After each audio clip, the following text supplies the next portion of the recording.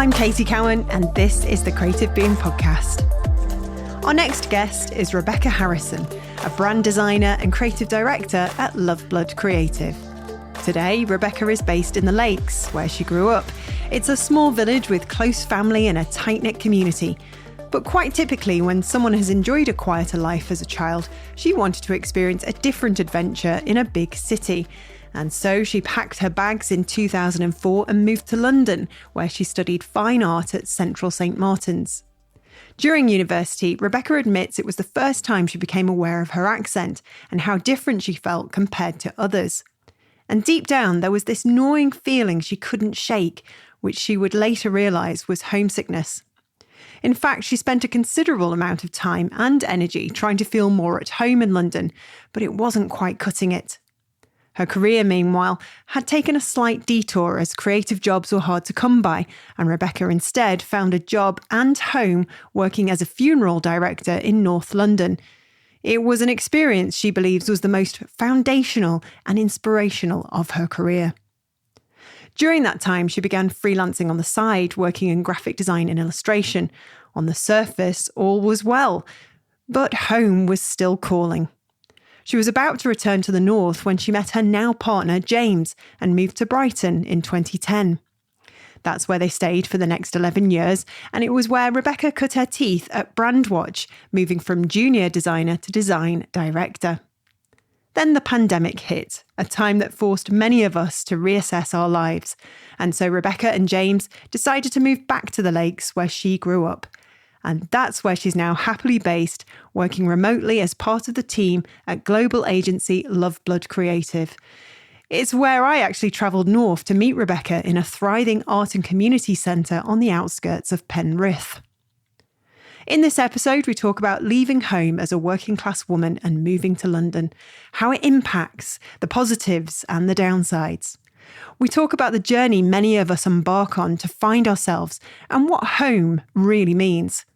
We discuss how we might become lost, forget our identity, and try and be something else to fit in and get ahead in our careers.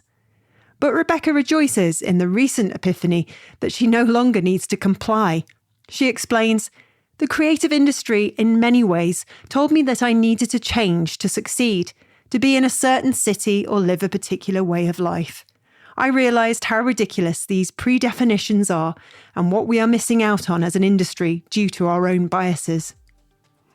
We discover why she's now choosing to challenge the status quo, shake up what it means to be a successful creative director, and we find out why she's instead embracing what's right for her, leaning into her culture and being proud of who she is, what she has to offer, and where she comes from.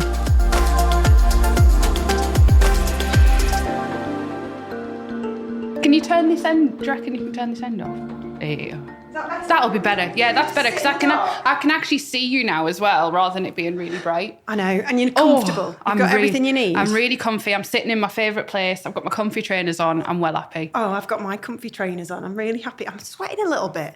I feel like the weather's just not made its mind up yet. I just feel like my general state of panic makes me hotter at the minute. I just feel like my general state of unease. It's been there for 3 years. It feels like I do have this like general like feeling at all times, like not stress, not anxiety, it's just like unease because of all like the world. Yes. And because of life. I just kind of go, I'm just hot all the time. Well, I'm not going to say that I'm happy that you've got that kind of sense of unease, but it's making me feel a lot better about my, kind of very similar thing. Yeah. I feel like you and I are kind of like... I have this like with people, which might be really judgmental, but as soon as I was like, I need to talk to you more about this because like, I think a lot of this as well, like I don't have a very clear story and clear kind of like idea of where I am and what's going on, but I really know how to explain the feeling. Yeah. And I think that's where, like, if it gets too wistful, just go sort it out. Or gets too, like, freaking Dalai Lama over here. But it's like... I'm very Dalai Lama. Oh, good. I can totally do this. I've got 2 Buddhas in the garden called Barry and Bernard, who are my guiding light. I've got 2 gargoyles and a gnome that says, go away. So it's like he's about this big. He's got a really pointy hat and it's just holding a concrete sign that says, go away. Is that in the letters. front? It's in the front. It's in the front. It's currently in the garage, but it's going to be in the perfect place right on the doorstep. You do realise we've started now, don't you? That's fine. That's absolutely fine. Go away. I'm not like that. I must say I am not. It's welcoming to an extent. Yes. It's a happy norm. Would you say you're a kind of home bird then in that respect? 100%. Yeah, I'm very much similar. Yeah, I need a crowbar to get me out of my house. And especially more so now. I feel safe in my own space and I feel totally and utterly comfortable there. And that's the most important thing for me, is to just feel comfortable in my own existence. Mm-hmm. And not necessarily, my home doesn't have to be perfect looking. It is tidy, but it doesn't have to be. Yeah. And it doesn't have to be anything apart from a fortress. Yes. And I think I've spent like the last 18 years of my life trying to find the fortress, if I could put a metaphor on it. Yeah, I think I have as well. I don't think I've quite found it yet. Yeah. But it's it's coming, hopefully. But I get that kind of feeling that you want to sort of, you're searching for somewhere that feels like home. Yeah. Do you feel like that's something we all suffer from as humans, or is it particularly kind of prevalent in people like us who grew up in small rural towns and then moved to bigger cities? Yeah, really, really good question. I think that to a degree, human beings have this essence of finding their flock sounds a little bit wistful. I'll get into the flow of this a little bit. But I think as human beings, we have this want to kind of find our community. We find somewhere that's very comfortable for us. And home is an interesting word. So I can only really speak personally and kind of for the people I'm closest to. So I feel like since I left what I consider to be my home and always will be, which was a tiny little village in the very northwest of England of 2,962 people. I know that because the census hasn't changed. It's exactly the same number, give or take 1 or 2. Yeah. And since I left there, I feel like, and retrospectively so I can say this, I've been looking for it and the feeling that it gave me. Yeah. And that feeling is security. It's somewhere that you can rely on to have your back in the hardest of times. It's somewhere incredibly familiar, but gives you new things to think about and challenges you. It's almost like a Rubik's Cube of everything that you need. Yeah. And I think the hardest part, especially coming from a tiny village, leaving it going, I hate it, everything's terrible.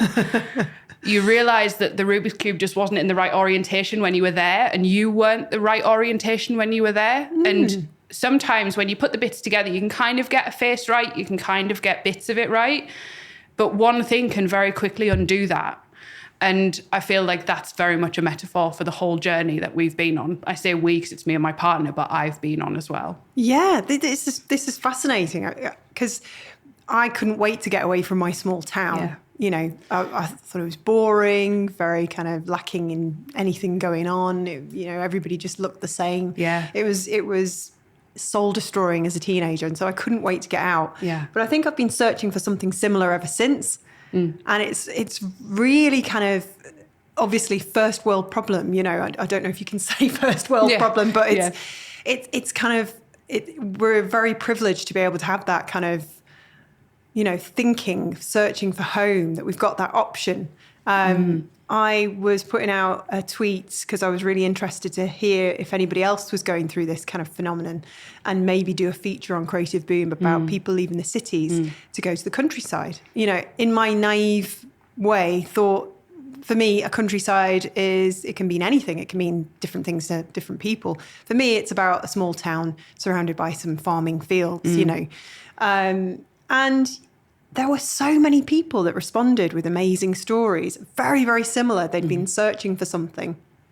And then there's been an article in the Times this morning just saying that people are happier in the countryside based on a study. I don't know how they sort of measure that, but it was quite interesting reading through the comments and seeing what people were saying, and how, somebody said, I don't want to go out to the countryside because I feel like it's just people who vote for a certain party and read a certain paper. God. How does that make... and also there was like a lot of kind of anger, I would say. I think that's strong enough to say, of people moving out of cities and going to rural communities and ruining them.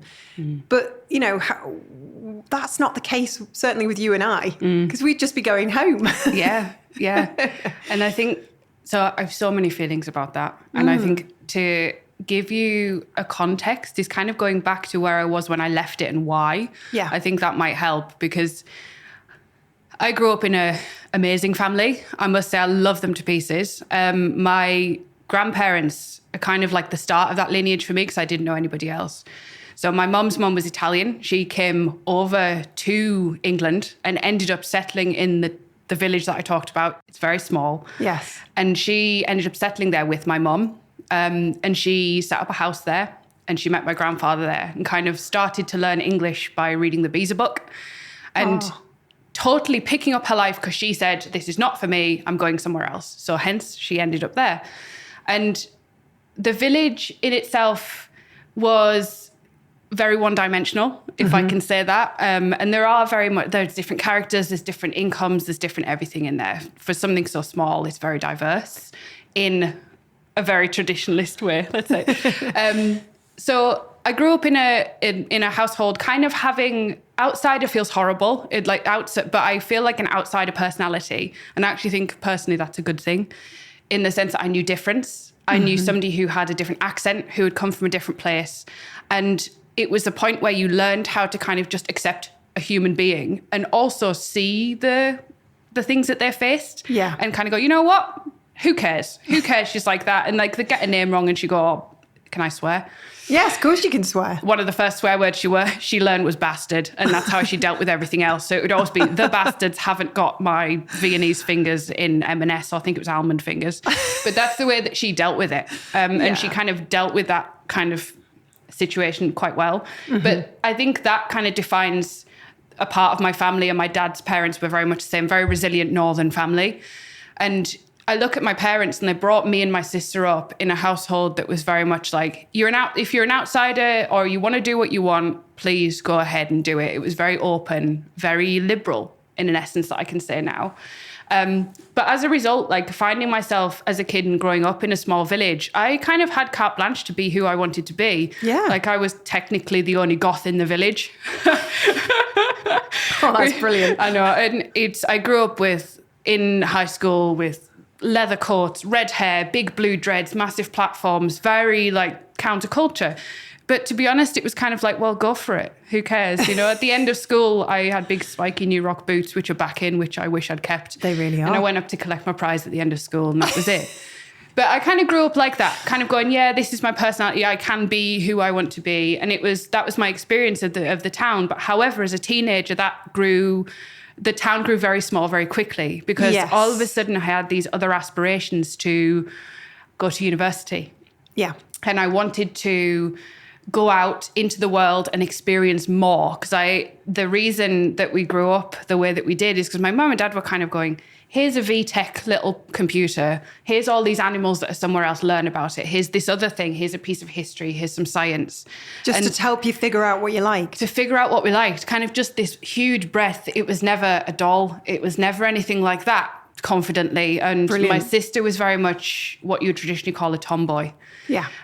All black clothes, really like cars and skateboards, loved BMXs, and that's where that vein of me comes from.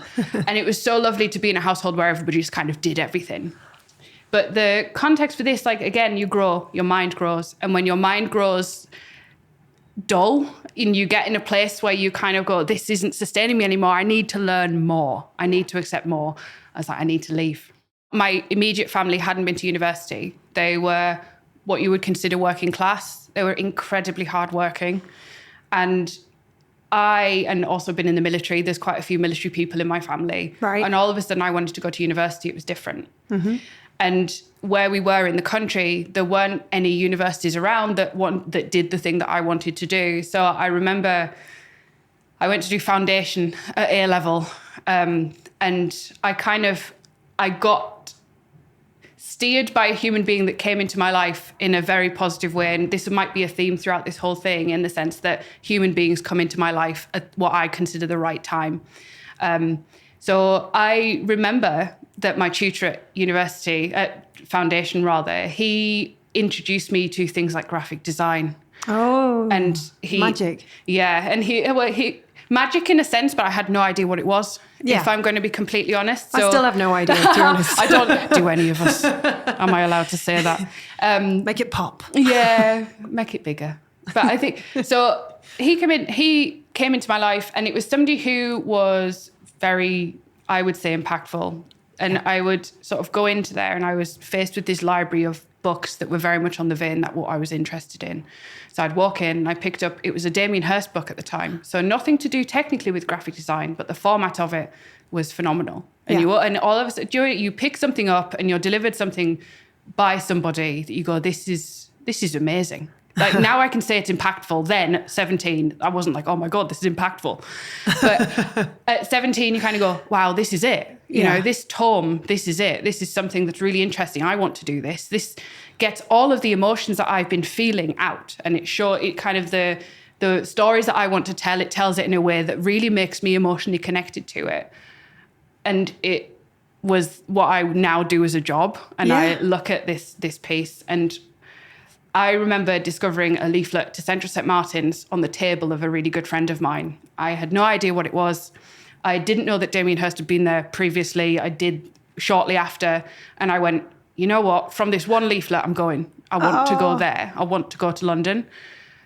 And the problem with that is like when you, again, going back to what you said about leaving these rural communities, you grow up and if you do want to find yourself, a lot of the time you go, this isn't the place that I need to be. I'm going to go and find myself somewhere else. And this wasn't a vessel to go and find myself. So I ended up in Central St. Martin's. I ended up going to university, which was an incredibly challenging thing for the people that I left behind. So especially my mum, I love her to pieces, but I was leaving. And I was leaving not just the house, I was leaving the county, and I was leaving to be 8 or 9 hours away. So it was impossible. And I can only empathize now, X amount of years later. I'm sorry, but it's worth it. So in retrospect, you go on this journey and you exit and you find yourself. But the interesting thing to skip a few years, when you have spent your time away and you leave your home, I know now, retrospective, that I was constantly looking for the things that made me feel comfortable, that were my support network in the home that I left. Because again, I was incredibly lucky to have a family that went, yeah, that's it. Go and do that. Here's some pens. Here's a briefcase for Christmas. I actually got a briefcase for Christmas. Oh. A 13-year-old girl, I wanted a briefcase. Don't know why, but it was full of pens. But it was one of those things, not to trivialize it. It was one of those things where it's just like you had this huge support network that you don't actually know. You have this real power of culture as well. And I feel like when I exited that, I was completely on my own. And it was one of those things that being an outsider felt for the first time incredibly uncomfortable because nobody had an accent like mine. Nobody said ma'am. No. And I say this as I do. Katie does in my clan. But I can say this, I'm a white woman as well. Yes, my nan's Italian, but I'm a white woman. And there is incredible kind of like, she's got an accent, but it still applies to your sense of home, your sense of culture, and your sense of feeling like another. And you walk through a door and all of a sudden you're very aware that you're a woman, you're working class, you've got an accent, your family haven't been to the university before, none of them are artists, and who the hell are you? Yeah. And I remember going in on the first day and I had my goth boots on and I was traditionally me, that would usually make me feel like an armour. And it would make me feel amazing. I was like, I got into Central St. Martin's. This is amazing. Damien Hirst went here. This is the person who's led me here. I feel great. I'm walking the halls. And I felt lost. And I remember sitting in my room in London going, this is everything that I ever wanted, but it feels terrible. Yeah.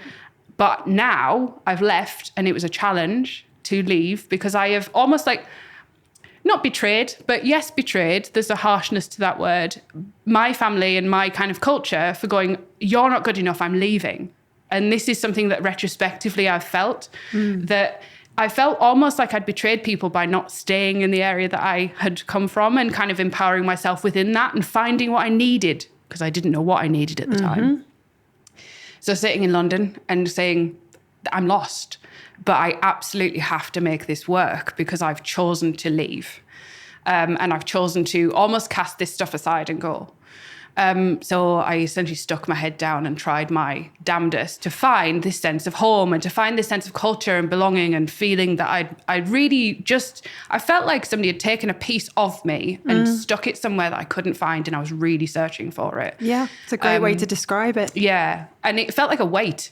It kind of feels like if you lose a piece, you kind of feel like, oh, well, it could be lighter, but God, it was heavy. And I think that what that intended to do for me is kind of like, I need to search. So I find like throughout my career, I've been searching for the things that make me feel like I'm home and kind of give me that empowerment that I felt when I was younger.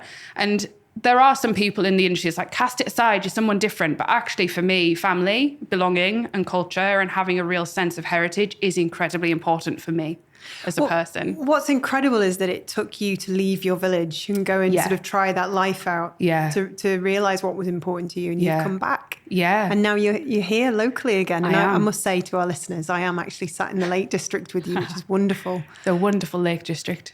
Not maybe on a foggy day. Well, it was beautiful this morning overlooking Ullswater. Just a gorgeous mist sort of rising up in the valley. And luxuriating that for a moment, because it is...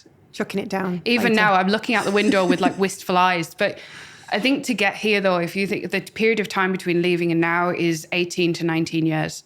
So I did spend my time in London, deeply looking for these things and kind of piling my energy into my job and trying to find on my job as a student, which is the oxymoron. But and I just try deep work hard. However, at the end of university, I'm away and I needed to go, I am not done yet. At the end, I haven't proved myself yet. I don't have a job. I haven't earned any money. And I left, and it got into the culture of trying to find a job with a fine art degree from Central St. Martin's. And it was incredibly bloody difficult at the time. I'm from a working class background. I had to work 3 jobs to get through university. I worked in Cyberdog in Camden. Nice. For a very long time. What is Cyberdog? Cyberdog is a neon rave shop that plays intense hardcore music all the time. Cybergoths unite. Bless you. But it's one of those things you get, but you're absolutely brilliant, work hard, get on with it. And I had the time of my life sometimes going down to Camden, but you get out the end of it and you have rent to pay and you cannot work for free. No. And that was something that I learned very quickly. And I actually didn't know the actual concept of working for free, because the value of work in my household was very much like it had a penny attached to every single minute you spent. So it's in a factory with your timestamps. It's looking after grandparents that need care. It all had finances attached to it. And I was aghast at that point where I go, I am expected to do what for free and eat with what? So I ended up working at the Natural History Museum. Oh, right. Which was one of those places where I'd loved dinosaurs as a child. As a kid, I'd pet like plastic dinosaurs instead of Barbies. I was just like that. And I went, I'm working there, let's go. And I worked as a visitor services assistant. And I bet you were good at that. I loved it. I did love it. And like David Attenborough would wander in every now and then, like once in a blue moon, and he'd be in the building. And I never met him, which is one of those things. But once in a blue moon, you go, he's here. And you just get that sense of like as if the blooming Queen had walked in. So rest in peace. Rest in peace. Yeah. So, but the why I go down there is I remember one distinct thing from this job. So it was visitor services. It was completely not creative, but it obviously opened up a world that I was like, you know what? I used to be interested in all this as a kid. And it gave me this like little, hang on, here's a glimmer of something that I used to be interested in. I used to be interested in geology and all of these different sciences. And I remember I used to switch the big T-Rex on in the morning and get all the sounds and everything going. And it's a big animatronic T-Rex in the Natural History Museum in London, if anybody's listening. I was going to say that. I was like, it's a big animatronic dinosaur. But I used to switch it on and I'd be like, wow, Velociraptor's great. I used to know all this about it. And I remember one distinct day in this job that gave me a big kick. I was stood in the central gallery where the whale is now. It's a big bone sculpture. Yeah. And I looked down the stairs and Damien Hirst was walking up them. And I just went, I am not allowed to talk to him because I'll lose my job. You weren't allowed to talk to anybody that you would perceive as famous because it was invasion of their privacy. Of course, yeah. Sorry to my bosses at the time, but I was like, he's walking towards me. And it was one of those things that just went, I felt lost again. Didn't know what I was doing. I was working a job that had nothing to do with what I was doing. And I was like, this is the person that brought me here. His book, his work, the shark that I seen when I was 16, it's you and it's your fault. But he walked up to me and I just went, I really appreciate the work that you've done. And yes, he's done all sorts afterwards. But at that time, I was like, I really appreciate the impact that you've had on me. And he went, okay, thanks. And then pointed to a monkey made out of bullets beside me and then walked off. And in that point in time, for me, I went, he's human. Yeah. And he is here and he's real. And the inspirations that I had just came like this, like really Did back he not to even me. say, did he not have a conversation with you? He had a very brief one, but he was very shy. And I can Oh. understand why. And I was probably very intense at that point in time. I must say, if you met how, at that point in time, I probably had like wild hair in a purple uniform, just going, ah. And I can't keep my cool a lot of the time. I should have done. And I was young and I didn't really know how to kind of not invade someone's privacy at that point in time, probably. But no, it was one of those, it was one of those moments where I just went, hang on, I remember. And again, like I said at the beginning, the people come into my life to kind of steer me around and into various different things. And I remember now kind of going, okay, well, why am I bloody here? So look into your interests was one of these things and look backwards. Look into the things that give you this sense of home and belonging and the subjects that brought you in. And shout at a famous artist. Aye, give us some diamonds. And then it grounds you. And it grounds you. It brings you back down and it reminds you of where you're from. And it reminds you of sitting in your bedroom in a tiny little village in a semi-detached house that you've lived in your whole life. And you go, hang on a second. I used to talk about his work with my mum. And how do we used to talk about it and the energy that it used to give me and all that because me and my family were quite dark in a sense. Like we are very realist about life. We're very realist about death and mortality. We are very much like that. My mum always has a gargoyle knocking about. She's got dark sensibilities. And it just really grounded me in stuff that I was really interested in. I was like, you know what? I need to go and explore this vein of what makes me, and let me try and find home, which I'm retrospectively saying, this is what I felt at the time. And I went, next job. And the next job, I, again, was working for free, still doing illustrations on the side, but I went, I'm going to go and be a funeral director. And I just went, this appeals to me. It helps people. Just like that? Just like that. And it was an advert. And I said, do you know what? I really need a job that grounds me. And what you just said there is really important, is that I want something that grounds me. I'd just come out of Central St. Martin's. It was wild. It was great. It was hard. It was emotional all at the same time. And it was really a reality check. Yeah. And I think I was just like, I need to come back down from all of this. Like even working in visitor services, it's buzzy, it's loud. And it's very much like, what the heck am I doing? So you thought you'd go and work with some dead people? Yeah. Which is like, and I don't even say that as like, oh yeah, how am I cool? It's not. No, it was like, of course it was one of those things that I just went, I need something to land me. And I also need a paying, hard-working job. And it was one of those things, again, when retrospectively, I can feel like I wanted to do the family that I'd left proud. So I tried to find something that had an essence of maybe what they wanted me to do, but also along the theme of helping human beings and everything else, because I'm very much that kind of person. So I went and I did it. And yeah, it was a huge reality check. And it brought me completely back down to life. And it put me working with people that were from the area, that had stayed where they had grown up. That in the lineage, there was like daughter, wife, partner, son, father, and they were all working. Like one would be in driving the hearse, one would be in the embalming very studio. noble profession. Very noble profession. I respect it entirely. And I think they were absolutely fantastic. From the youngest men that worked there, caring for people's relatives, I cannot speak highly enough. And it was one of those things that taught me incredible respect. But it also made me feel incredibly homesick. And I think it was the first time, bar kind of going, you know what, bloody hell, I miss them. I want to have food with them. But this was a deep homesickness and a deep, I seen the culture, because a lot of them were really old Londoners that lived there their whole lives for generations. And I was looking at them going, God, you've got like the real accent. They go for pie and mash. God, it's like, it's one of those things that I go, they've got a culture here and it's amazing. Yeah. And it made me really homesick. But also as a job, it was again guiding me to the right place. I learned obviously respect, but I also learned intentional work.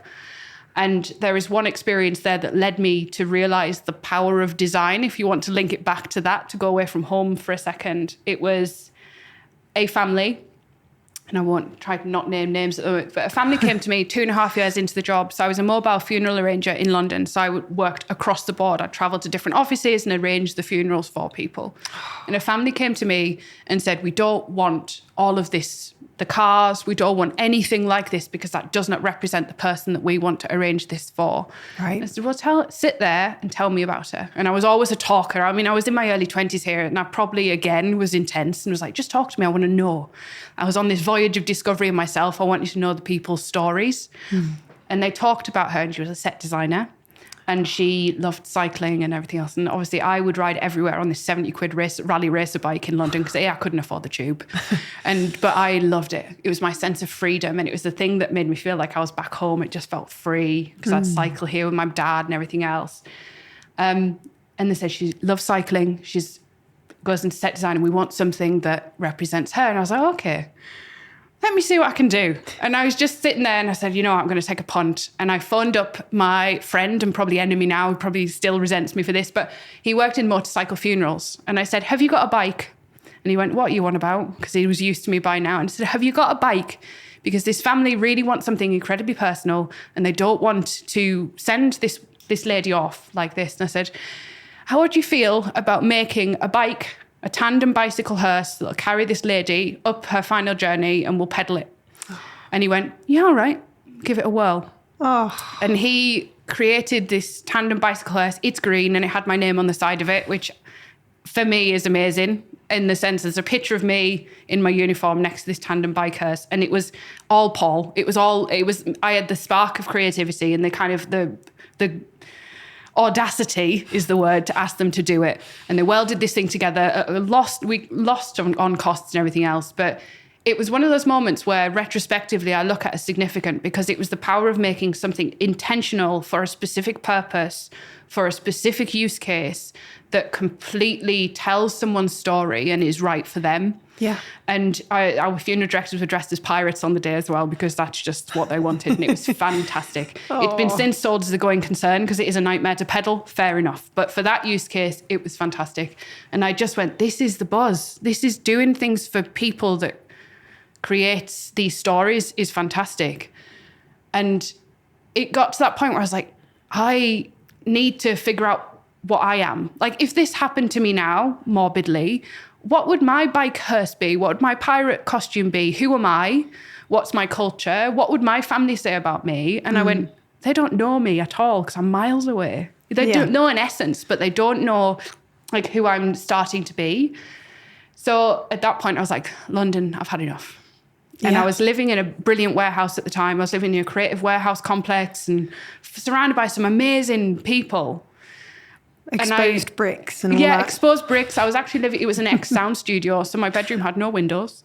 I had a creative studio underneath it with a little IKEA bench making illustrations. And there were the sound booths that were the bedrooms. Oh, wow. If there's a fire, you'd be completely screwed. But it's one of those, there was one of those things that you just kind of go, everything's right, but I feel wrong.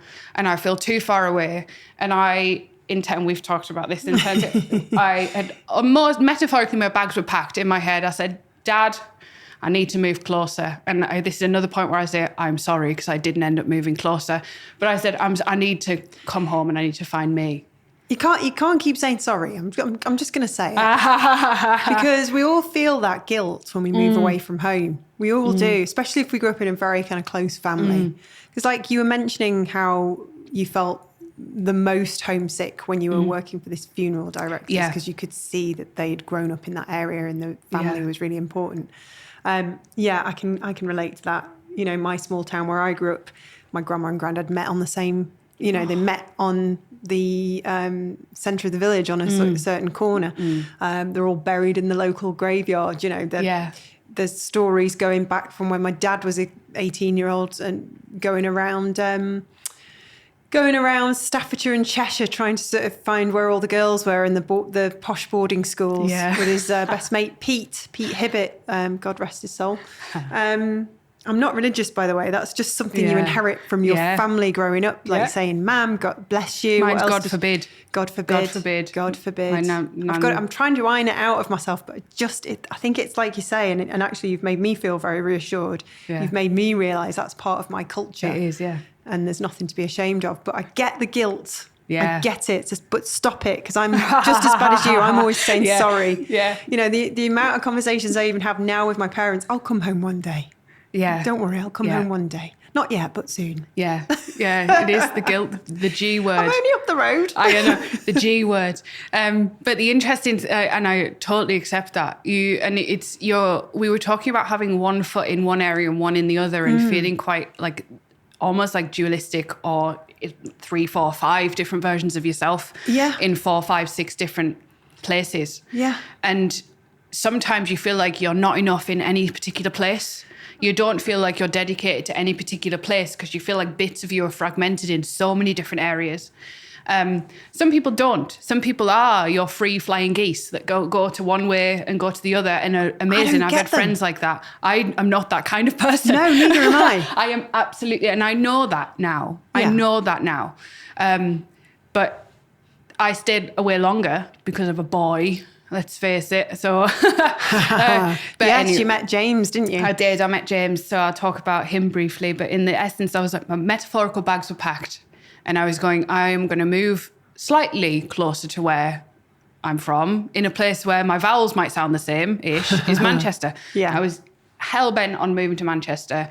And some of my good friends were there, some people I'd met in the warehouse, and they were just like, again, they'd made me feel like, hang on a second, you're the essence, your cheeky character, your Mancunian accents make me feel really like, yeah, this is me. And it gave me a confidence. I think it's nostalgia, yes, but it's a confidence of kind of going, I'm going to be me. And because this is something we might touch on a bit later, is that there is a hiding that you do when you're away from your home to protect yourself sometimes, but to also assimilate and fit in.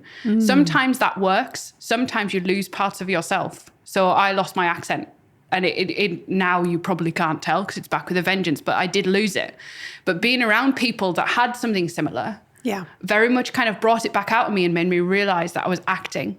I was acting very differently to what I actually wanted to be. So every point of this journey down south, you were kind of like slowly moving further and further away from yourself, and so you were becoming lost. So it's almost like that Michael McIntyre, and I'm not suggesting I'm a fan, but that Michael McIntyre joke where he goes, you know, anybody who's northern and lives in London, they'll be like, oh gosh, I'm glad it's pub time. And then they have a pint and it's like, by heck, did I need that? Yeah. And it's so true. Mm-hmm. You know, you're not alone on that. I think we all kind of do what we can to fit in. Yeah, you do. You assimilate and you wear different cloaks. Which is ridiculous because really, if the purpose is to feel settled and at home and be yourself, then it's mad that we put ourselves through all of this. Yeah, it is. I think that I listened to a podcast actually on the way here, and it had Richard Osman on it. Oh, right. If I can mention another podcast. You may. And it's Stephen Bartlett. But I'll listen to it on the way back. Yeah. One of the things I will pinch because it is totally and utterly appropriate is that he mentions this idea of having a true north, and everybody has a true north, and that's just not me pointing north, it's just your star.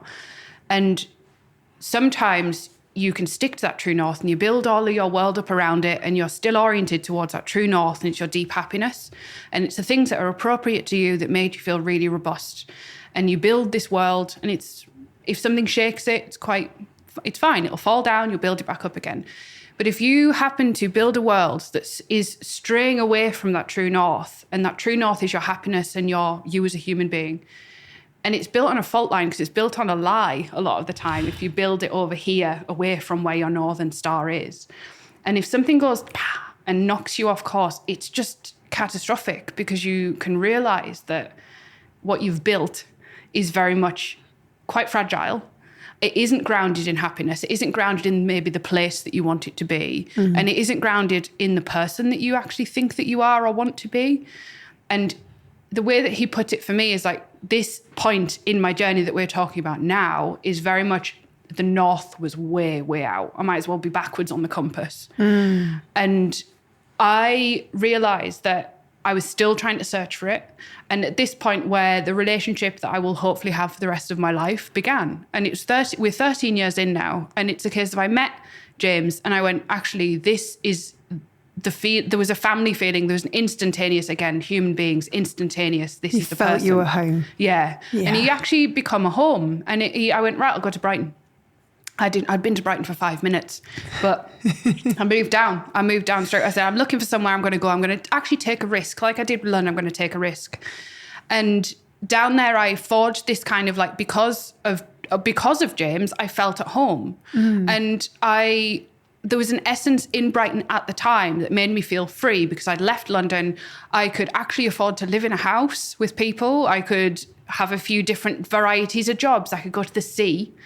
And I grew up by the sea.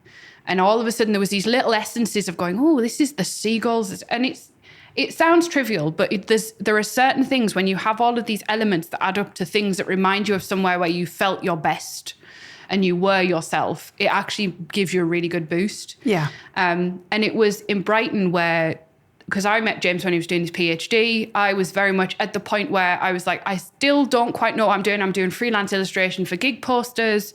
I am doing graphic design on the side. I'm kind of doing all these little bits and pieces that weren't anything. And I, in Brighton, again, met various people that led me down a path to kind of go, this is what my job is now. And it was people, there was a brilliant woman called Kerry Kennedy, and we both worked for a little bead warehouse, right? And she worked in the creative department, and I worked in the warehouse packing beads. Amazing. Insane. But it was one of those jobs I, again, wanted to work, and it was a warehouse full of women. It was all women that worked in there, and it was one of those environments where there was a couple of people that reminded me of the women that I grew up with, because my dad is very much like an absconded man. He very much fits in with all of us. But it felt neutral and it felt safe. And I met Kerry, she worked in the creative department, and she sort of showed me a way that I recognize some of me in you, and the job that you're doing and the life that you're leading is kind of, hang on, I could make a job out of this, and I could kind of create this person.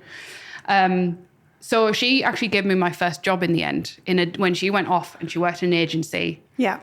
And again, it was built on a lie, I must say. I took a risk. And she said, do you know Adobe Creative Suite? And I said, yeah. And the most experience I'd had in Adobe Creative Suite was photoshopping out my spots for my goth pictures when I was younger. Nice. And on a pirated copy. Sorry, Adobe. Oh, we all did that. Again. I'm sorry. And all my MySpace photos. All my MySpace photos and everything else. And InDesign, no idea. Still hate it with the passion of 1,000 suns. But I think she said, all right, fine, come on. And I got the books. I learned it from a book then, which was ridiculous. But I got the books. Though. And I learned it because I felt, for some reason, a real dependence to make this work. At the time, I was like, hang on, this is an opportunity that I need to go for. Yeah. And it's maybe the job that links all of these things together that I left home for, that's going to pay me some money, and I can say it was worth it. And here is my work. You know, I'm going to start work now. So you felt you were proving yourself? Absolutely. Or trying to, definitely. And I went for work for a charity agency called On Agency in Brighton. Brilliant. Absolutely brilliant. When were you in Brighton? Because we might have been in Brighton at the same time. We've only just left, and we were there for 11 years, 10 years. 11 years. I was probably there. Yeah, we probably overlapped. I bet we know some of the same people if we dig. Because it's only tiny. It's a tiny little place. Big city energy, but a small place. It's a lovely place. Yeah. I didn't stay for various reasons, but it's it's definitely interesting. Yeah. I think interesting. A lot of people say interesting. I think that's a whole different podcast. That's what Brighton. My mum says when I I don't know, put on an outfit that maybe I know subconsciously doesn't work. Yeah. And my mum will just go, interesting. Yeah. Or if she doesn't agree with something, interesting. Yeah. When my mum is quiet and she doesn't immediately go, oh, I like that, you're in trouble.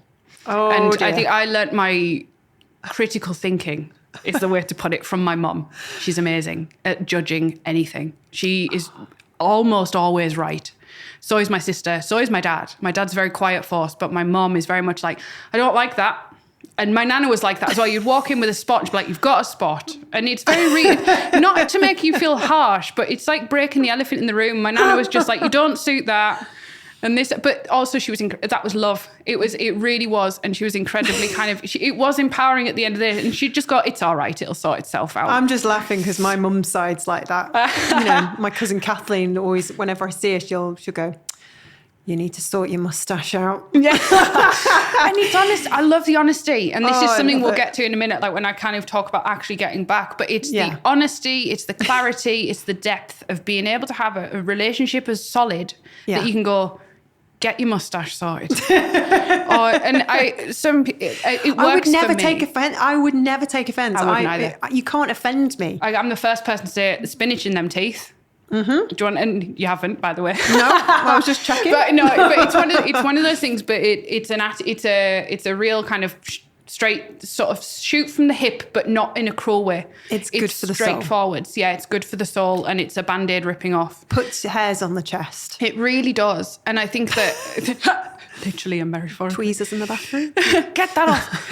But I think the most important thing. So to get to Brighton, Brighton's like the last chapter before this one of the return of the mummy. By the sounds of it, pretty much same as me, to be honest. Yeah, and it was when, and you will feel a lot of what I'm about to say. When you are somewhere and you're trying really hard to make it work. Yeah. So James and I, we essentially started in a very unusual place. Like we had very little in the sense of, like, if you talk about careers and all this kind of stuff, because we were young.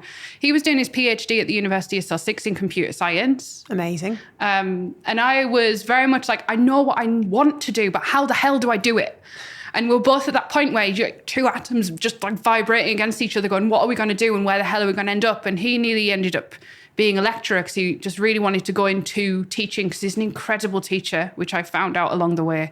But again, people come into your life, and James is very much one of those people where I look at him and I respect him, and I do learn a lot of lessons from him, and I trust his judgment. And he went to work for a very small Brighton startup called Bramwatch. Yeah. Amazing success story, brilliant. Started from a very small group of people and accelerated to where it is now, like multi-thousand people, global business, massive valuation, and just a great success story, even though I can't say it. And he started as employee number X in the small numbers, and off he went in there. And I was looking at it going, bloody hell, look at that. It's I would say a real workplace. It's not. Everywhere's a real workplace wherever you do work. Of course. But for me at that time, I was like, I kind of want a bit of that. And my contract with On Agency ended and I went in. And that was very much the accelerator and the absolute zoom point for my career. And again, I met was going to be my boss at Work Drinks called Catcher, and she she took a risk on me because, let's face it, at that point I'd lied to Kerry. I'd been like creative my whole life, love all this stuff, always done freelance, but worked with dinosaurs and dead people. Yes, everything's been glad dead. You said it. And it's like I've got probably the personality of a dead, but it's like it's one of those scared things. Damien Hirst. Scared him. I'm not exactly making much of a reputation for myself here, but it's like again, you go. I seen her as I'll come back around, and eventually took a risk and I went in, and I was like, bloody hell, I have no idea how to operate in this because I have combined all of these component pieces together and I am doing a job, and I'm, this might be it. And it was, if I'm honest, it really was. And I went from like junior all the way up the blooming ranks over years and years of intense work and change and upset and drama and growth and pain and arguments and everything else, to ended up at the very end being the design director leading their global design department and hiring these people who came through the door, and I went, bloody hell, that was me. And I recognized as junior designers and looking at the mentees and stuff that came through the door, and you just sort of go, bloody hell, that was me. And I got to that point. It was 6 years later, had an intense and amazing time and grew amazingly. And it got to the point where the pandemic, the Act 5, whatever act we're on now. And before we get to that, can I ask, were you and James doing lots of walks along the sea and having the same conversation over and over again about the meaning of home? 100%. Oh, God, this is just, you and I are so similar. Yeah. It was the feeling I can describe just before the pandemic was, I know there's something not right, but I'm going to ignore it.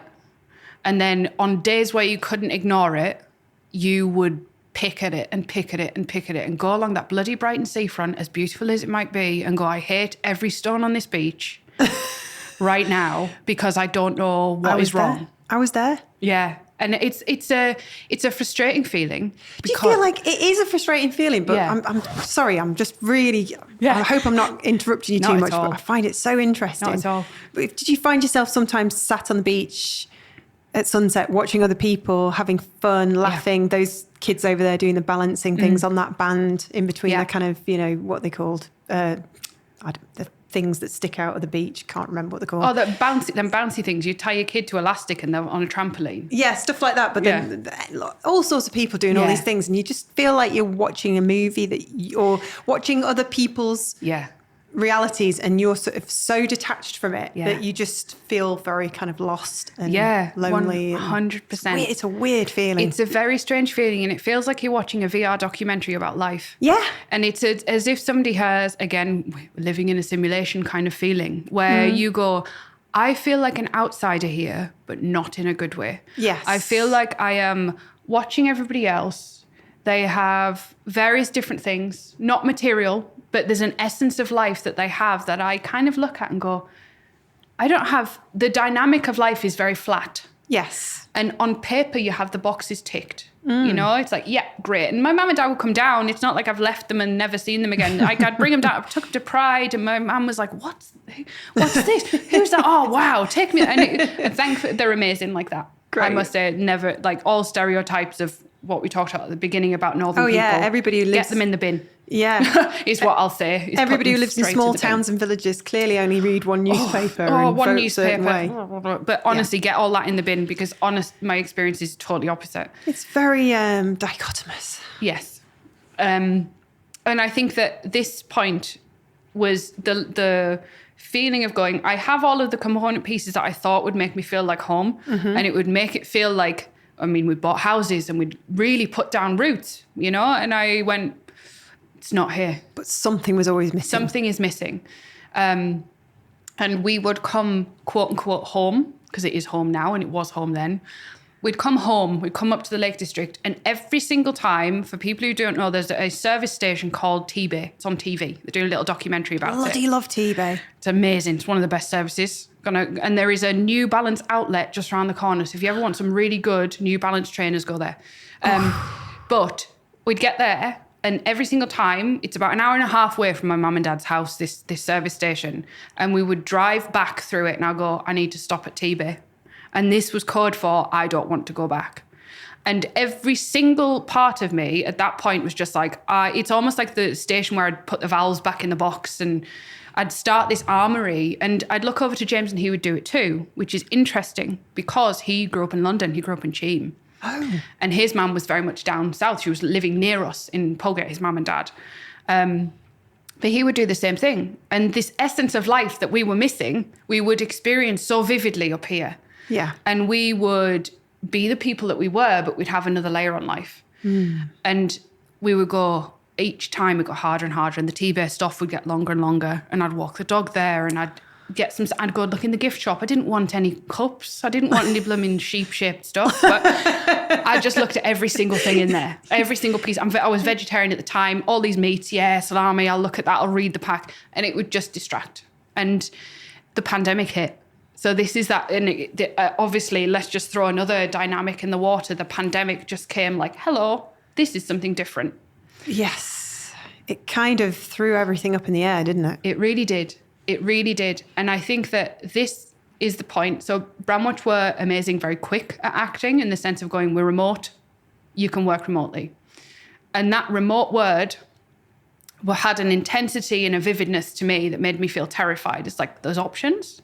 And I was so scared to think about the possibility that we could move that I just blanked it out, which it's almost like performance anxiety in a sense. Is it because, and forgive, please tell me off if I'm making massive assumptions here, but is it because, with our identity in the sort of creative industries and everything, is there a sense of pride being able to say that you've gone to Central St. Martin's and that you live in Brighton? Yeah. Yeah. And that being so cool. Yeah.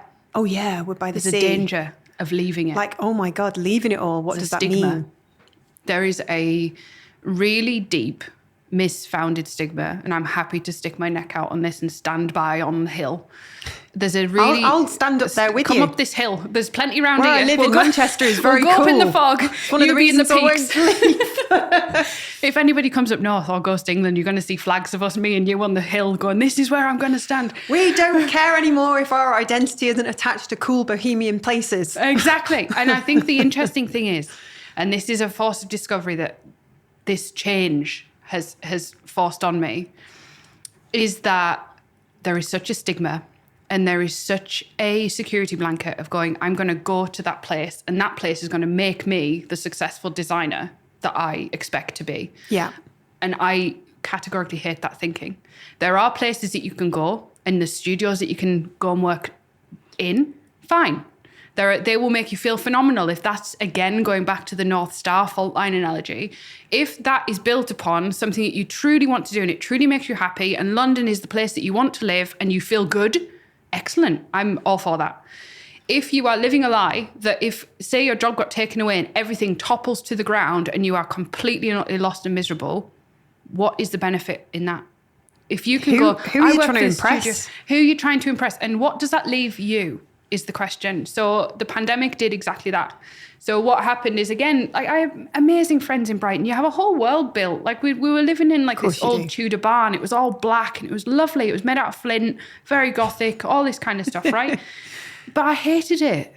And it's one of those things that hate is a very strong word and I do throw it around quite a lot. But I deeply loathed the position that we were in because, again, every people would pay. People would go, bloody hell, what are you doing? What are you throwing that away for? What are you doing this for? But I am so strong in I want to be happy in life, which I hope most people are. Yes. That I think the compromises to this point were too great. And the compromises that I seen when the pandemic hit, and James and I were working from home side by side because we obviously both worked in the same business together. So we both got to work side by side.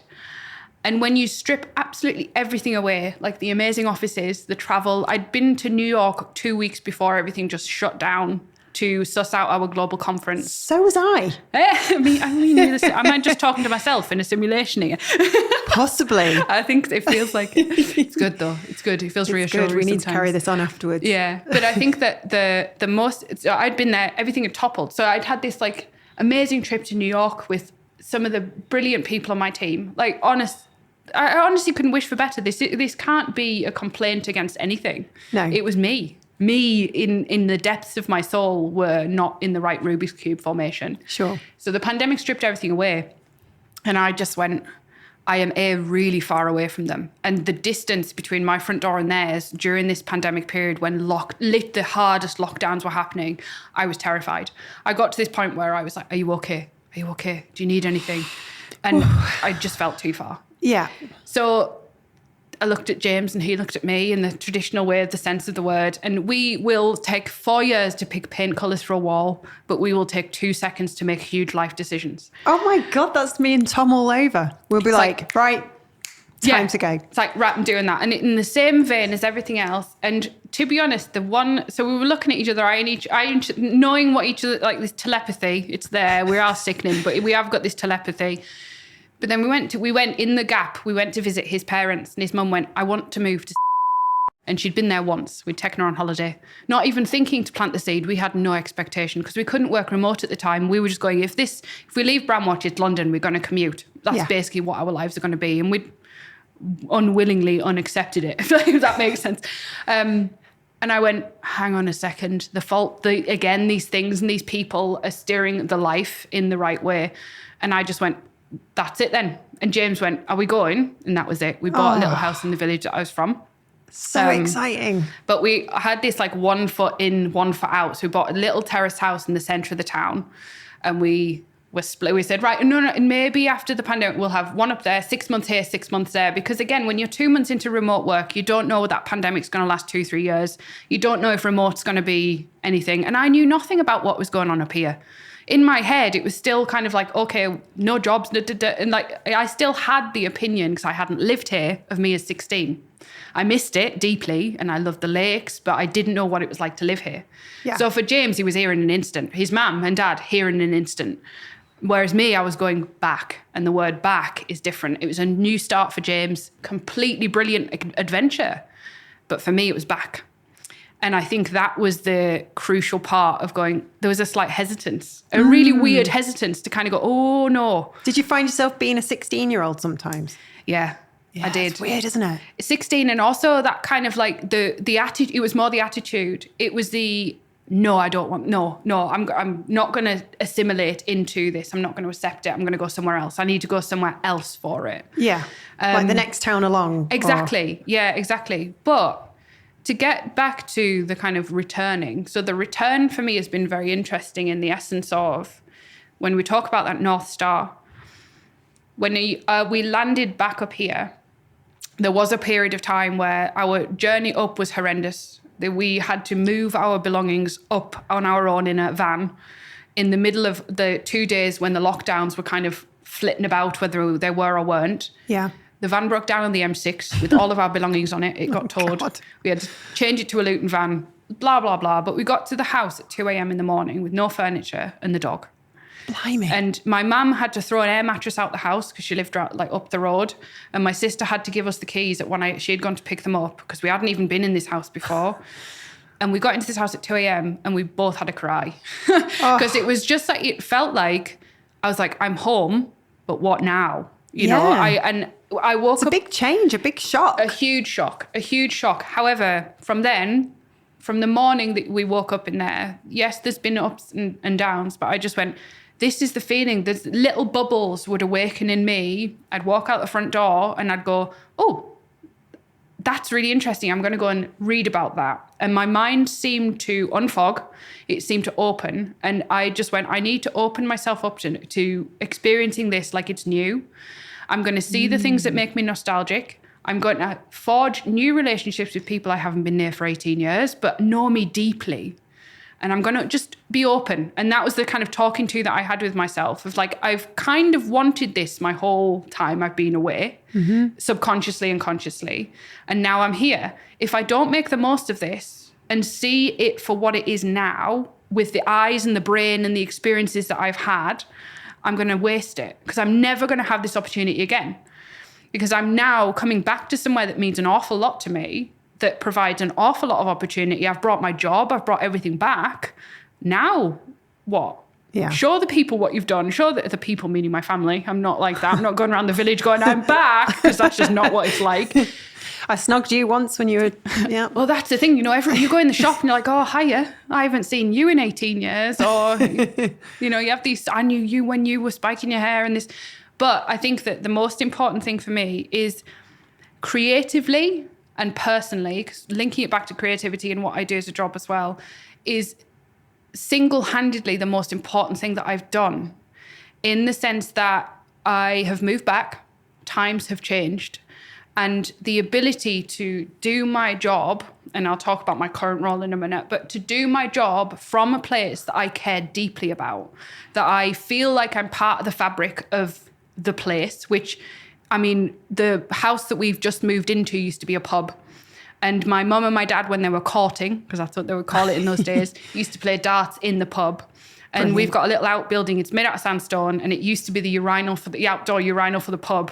And it's still there. And I joke to my dad, I'm going to get him a blue plaque saying that Alan was here, because it's just like the essence of walking around the house now, knowing that my dad, my uncles and all their friends and all that kind of stuff used to park where I park my car. And again, you said my grandparents are all in the graveyard up the road, and I walk past and wave them, you know, say, hiya, morning, have a chat. But it's that essence of, I can kind of feel the spirits of the people that I love on the wind, not to get too metaphorical. And that gives me this lift. It gives me this real boost of confidence. Yeah. But I think that the important thing is, though, is that the place that it is isn't what it was. And I had to accept that. And the job that I do now, if I can, the person that I met in the midst of all this chaos of pandemic was actually my next door neighbour in Brighton just before we moved away. Yeah. And I was walking the dog, hanging. I looked horrible.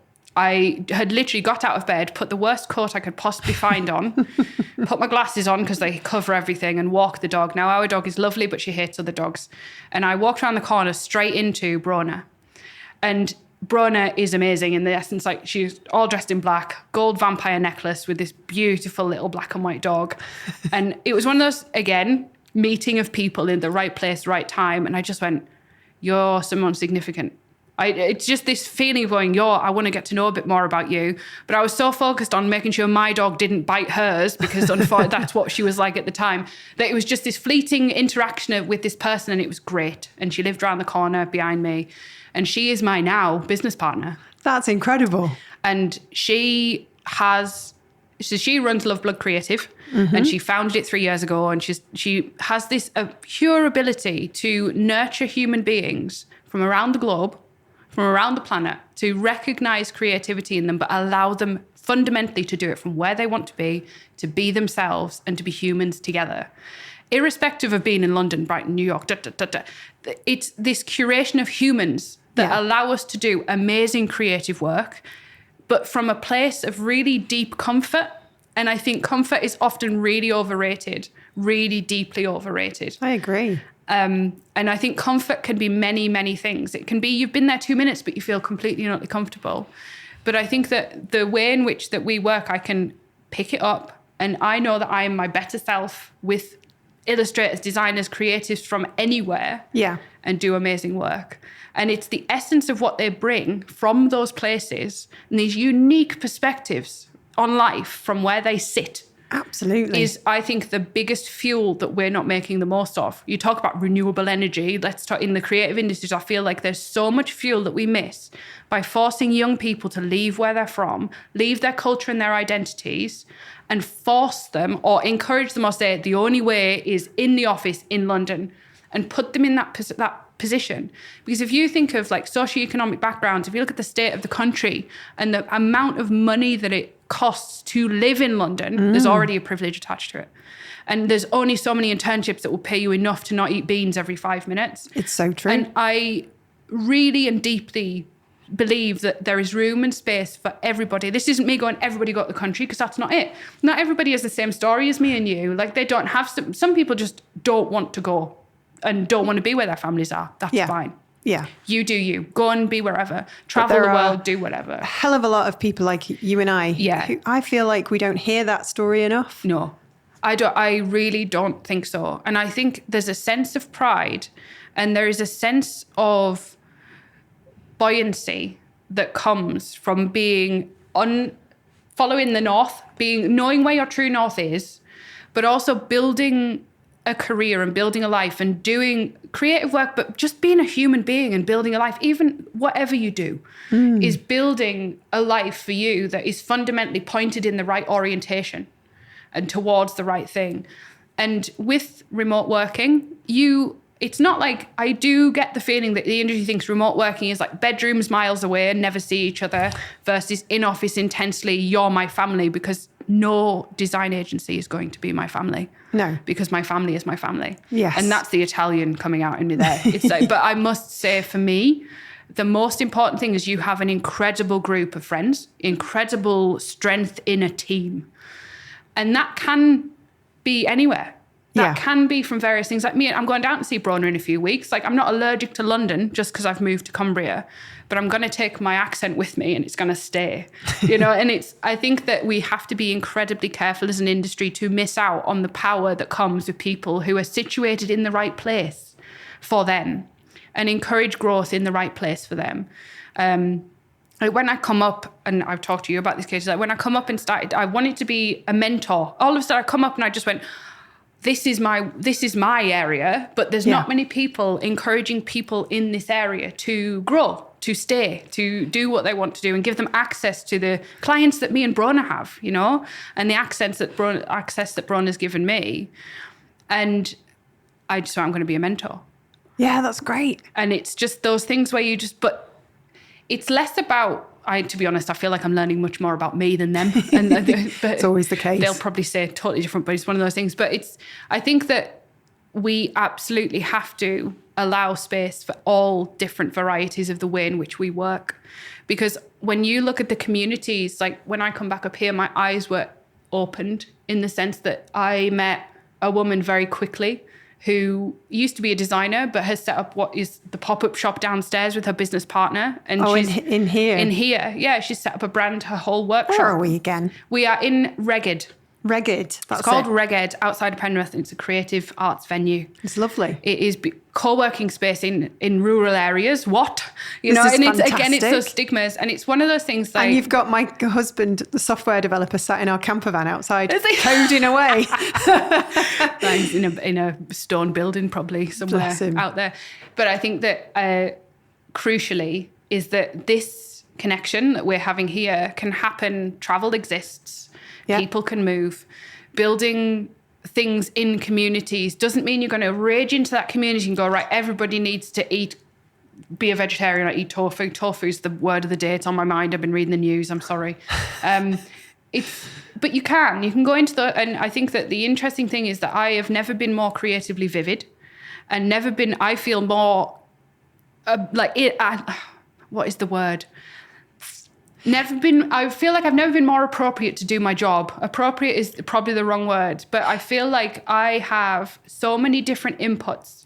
Moving to this place, I know myself better, so I can be a better manager. Yeah. I'm aware of who I am and my biases as well. It's really taught me the things that where I'm different and how to speak to people who are totally different to me and bring in the inspirations from them. Like there is a brilliant sheep farm directly across from our house.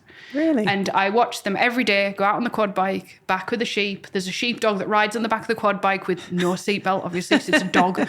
But I look at them and I just go, if I was in London, in a studio, I wouldn't have the conversations that I had with them. Like we had a really good conversation about politics, about what I did, the clients that I did, why I do it from here. And it's now a cloud of inspiration that I can probably knock together in 3 years' time with some other piece of information and create something amazing.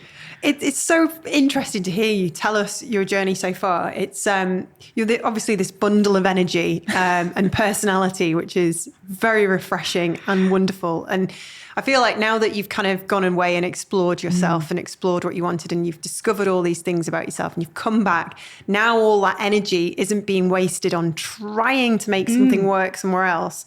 You now are in a really good place. You've got your foundation, you've got your family, you've got all that stability. Yeah. So that's all just sorted. Yeah. This sense of peace and calm must just sort of, sweep over you. And then, oh, right, okay, so that's all sorted. So now I can relax and now I can focus on me. So now I get the impression, because we were on the lovely Katie Cadwell's podcast talking about walking like men, which was a very brave thing to do, I must say. Yeah.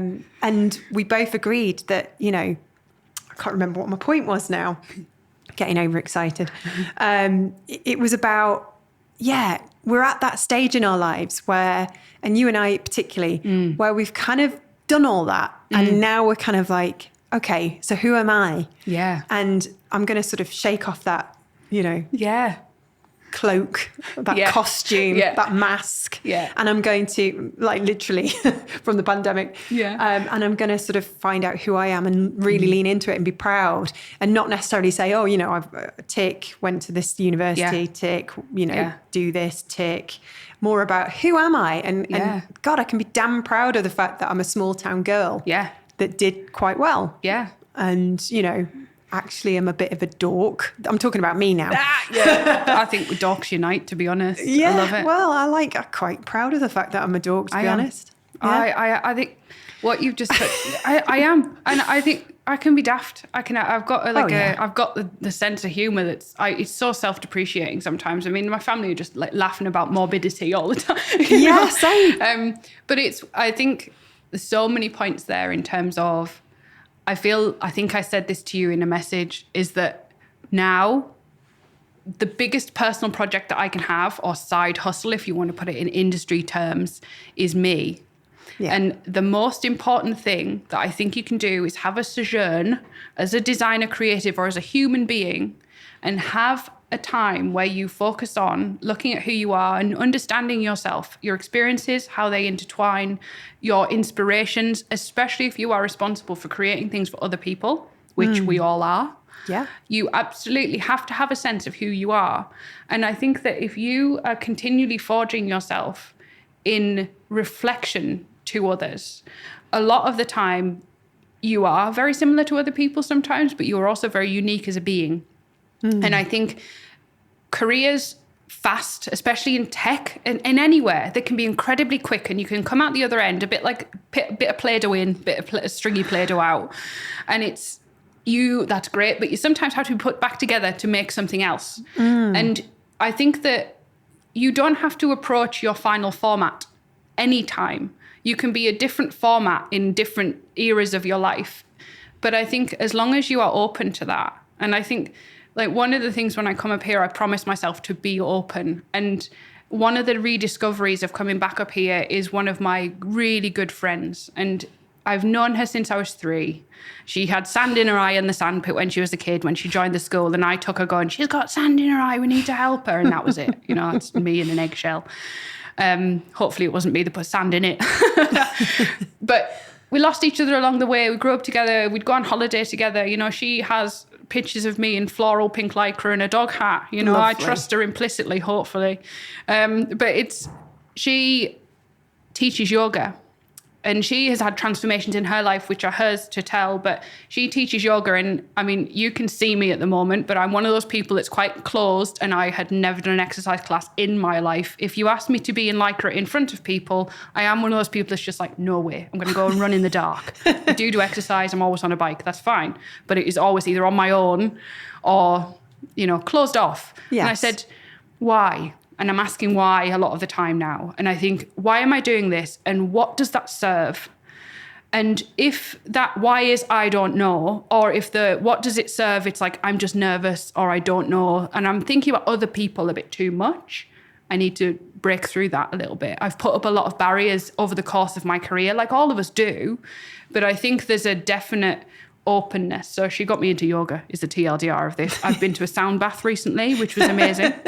Had to stifle giggles along the way, not gonna lie. Oh my goodness. We've gone to lakeside yoga and we've ran away when it looked a little bit too much for us both. You know, it's like I'm not indoctrinated fully, but the space that it has given me, there's a period of time at the end of yoga, I think it's called Shavasana. Please don't quote me on that. Lying on the floor, trying not to fall asleep is how I'll define it. And in those moments are the moments that I realize that I've found the things in my personality and in myself that come back to the surface. And that 15 minutes at the end of it, I'm lying there going, who am I and what do I want? And every single time that I do it, something else bubbles up. That's lovely. And it just comes to the fore. And by the end of it, I don't want to get up from the floor most of the time. But the drive back after that is that I'm open. And I think that what coming back here and back, or like moving to this in a different era in my life, coming back to what is a small village but in a big place. I feel like the Lakes is a big place personality-wise. Is that it has such an identity and it has something I can attach myself to, but it's made me face me. I can't hide. I can't wear a mask of like saying mum instead of ma'am. If I say that in my household, I think all the crockery would smash, you know, crockery, plates. But I think that it's made me face myself, and it's made me realize that the bits that are quite unique, but also the things that will help bolster the work that I do. And I think that that's really, really important.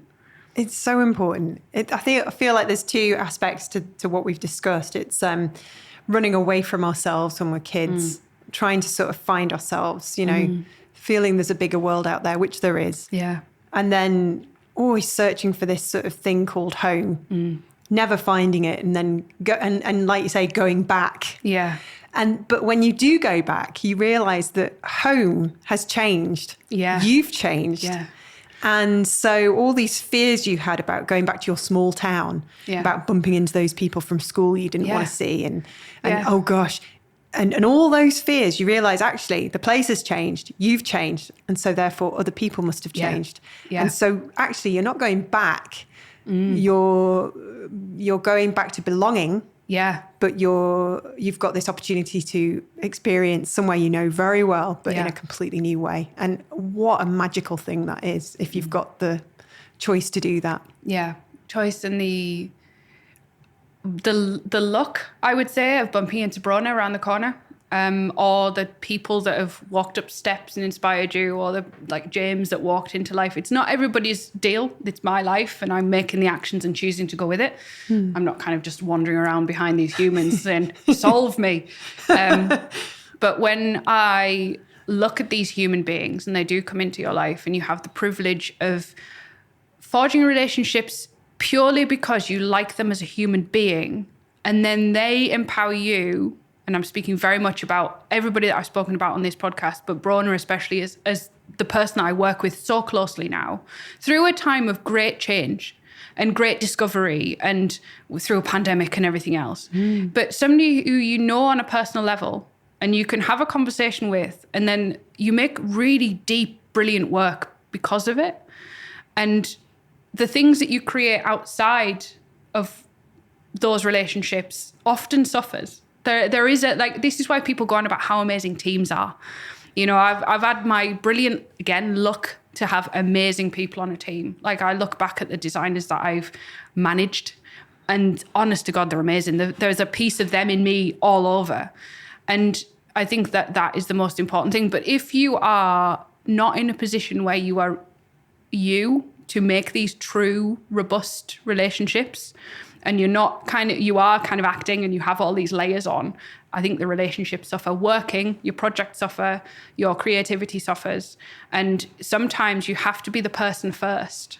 And I think that's what I really respect about Brona, in the sense, like, she goes mother on. We've got these little cards on the website, as you're seeing, like our little tarot cards, and she's got mother on there. And she's like, yeah, that's first. You know, she's a businesswoman, absolutely. She's an entrepreneur, absolutely.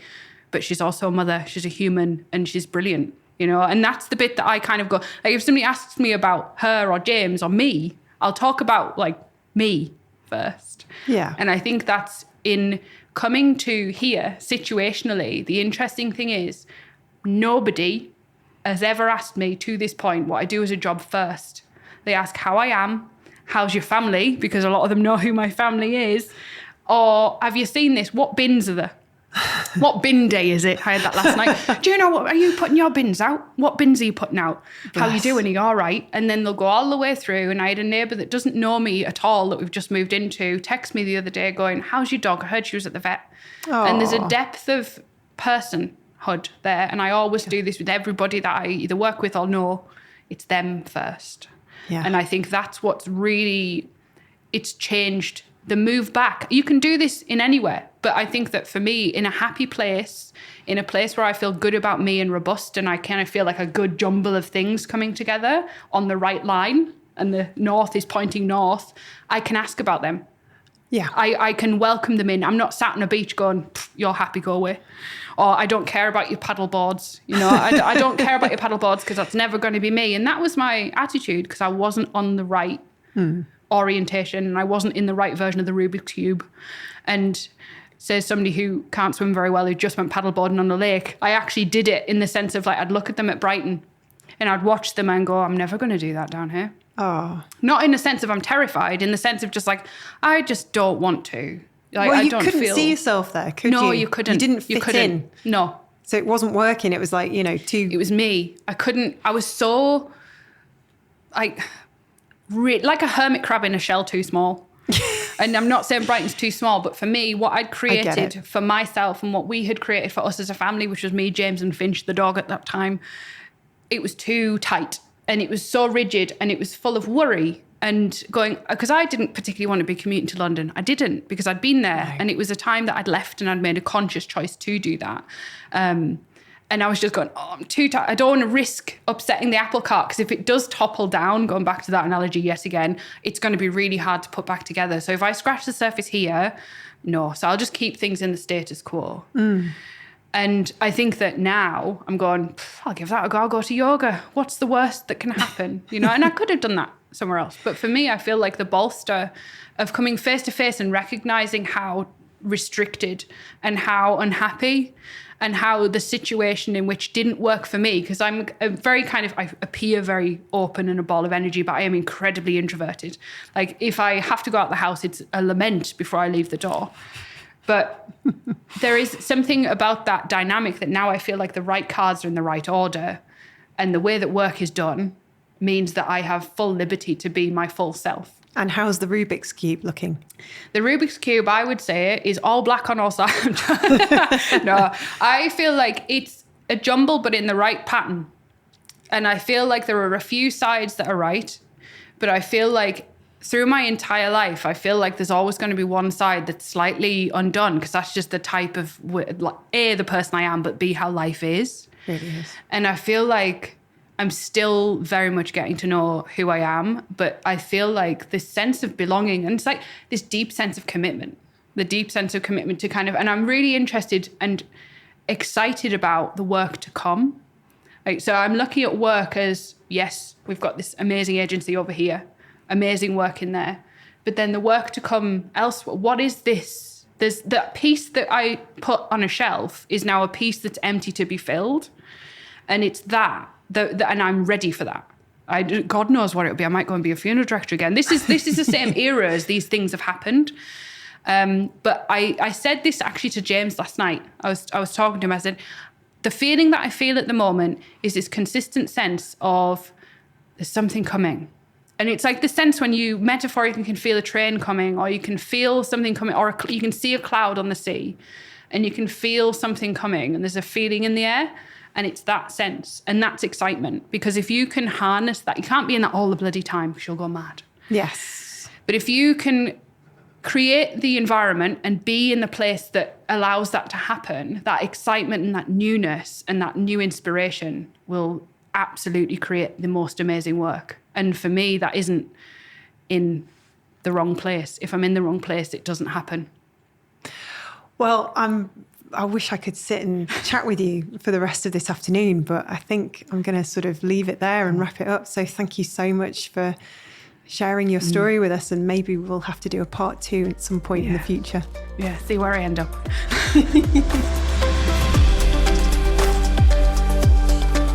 To find out more about Rebecca Harrison, head over to our show notes at creativeboom.com/podcast.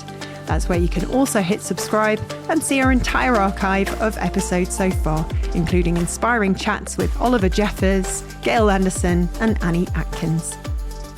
Next time, we'll chat with Tom Geismer, the acclaimed American graphic designer famous for creating some of the world's most recognizable and enduring brands. Until then.